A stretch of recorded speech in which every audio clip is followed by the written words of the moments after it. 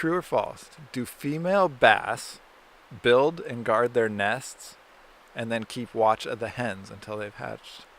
Ooh, I'm going to call overall majority. I'm going to go false on that one. And why is that?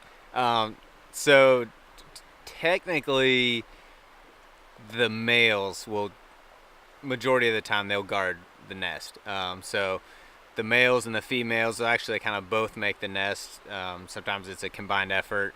And then the female bass will lay the eggs, and then the male will fertilize those eggs.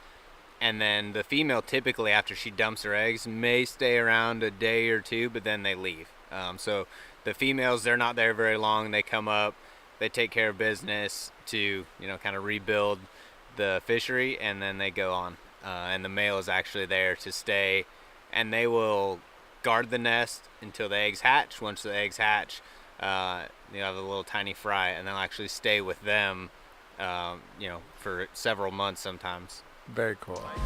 Thank you so much for joining me today. If you want to learn more about this series, make sure to subscribe to Be Alive on their YouTube or podcast app. You can also find them on other social channels. I'm Zak Shelhamer, and until the next one, stay stoked.